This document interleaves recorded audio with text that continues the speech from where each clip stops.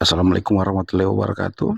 Jadi di video ini saya akan membahas perbedaan surat panggilan dan surat undangan yang dikirimkan oleh polisi. Karena banyak sekali orang yang masih belum paham apa itu surat panggilan dan apa itu surat undangan. Jadi ada undangan klarifikasi dan surat panggilan. Jadi semoga video ini bisa menginspirasi. Sebelum lanjut ya kamu follow akun ini sebagai pengingat dan bagikan video ini agar orang lain juga tahu apa perbedaan surat panggilan dan surat undangan klarifikasi dari polisi. Karena banyak orang itu kadang-kadang saya dihubungi teman, dia ketakutan ketika mendapat surat panggilan atau undangan dari polisi. Kadang sudah tidak bisa makan, kadang sudah tidak bisa tidur, merasa tidak pernah berbuat salah. Mereka itu ketakutan harus apa itu kan. Nah, jadi di video ini saya akan jelaskan apa itu perbedaannya surat undangan dan surat panggilan. Yang pertama dulu surat panggilan. Jadi surat panggilan ini dibuat polisi dalam rangka penyidikan, soalnya penyidikan. Sedangkan yang kedua adalah surat undangan itu dibuat polisi dalam rangka penyelidikan. Jadi tadi bedanya adalah penyidikan dan penyelidikan. Apa bedanya penyelidikan dan penyidikan? Kalian bisa lihat video saya sebelumnya. Yang intinya adalah sidik, supaya gampang disebut, saya sebut gini, sidik dan lidik. Penyelidikan itu lidik, penyidikan itu sidik. Jadi surat panggilan itu ada untuk saksi, ada saksi korban, ada untuk tersangka.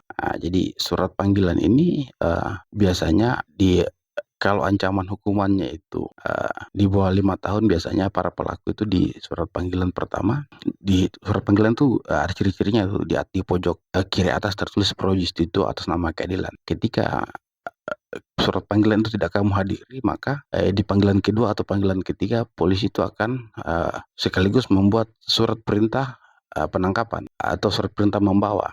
Jadi kamu wajib hadir itu untuk menghadiri, untuk memenuhi panggilan dari penyidik ini tadi, karena keteranganmu sangat dibutuhkan untuk membuat terang tindak pidana ini tadi. Sedangkan undangan ini bentuknya undangan klarifikasi ya, untuk menyelidiki apakah peristiwa atau kejadian ini tadi adalah sebuah tindak pidana atau bukan. Sementara saya ulang lagi. Jadi intinya adalah surat panggilan itu tujuannya yaitu tadi untuk memperjelas, membuat terang apakah siapa pelakunya, siapa korbannya, unsur-unsur unsur-unsur dari tindak pidana itu apa saja. Gitu. Bahwa surat panggilan ini tadi tujuannya dalam rangka menentukan tindak pidana ini masuk unsur apa. Dalam artian contoh kasus pencabulan.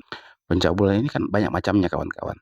Ada pencabulan dengan memaksa, ada pencabulan dengan iming-iming, ada pencabulan dengan memberi obat atau membuat pingsan, ya kan? Ya banyak macamnya. Jadi unsur-unsur pasal ini tadi menentukan seberapa pasal apa yang harus diterapkan untuk menuntut, untuk nantinya kepolisian akan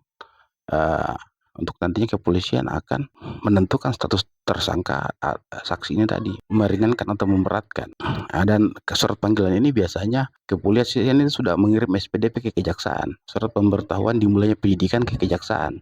Sedangkan undangan klarifikasi itu tadi ya ini tadi membuat terang apakah ini tindak pidana atau bukan, gitu.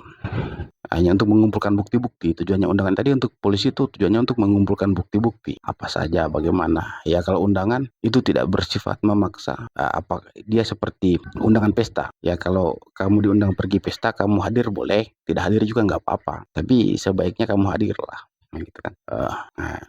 Demikianlah video ini, semoga bermanfaat. Jika ada pertanyaan ya kalian bisa tulis di kolom komentar. Terima kasih buat kamu yang sudah nonton.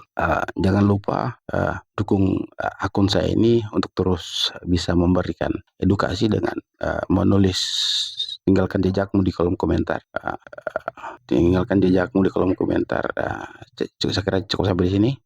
Semoga bermanfaat. Assalamualaikum warahmatullahi wabarakatuh.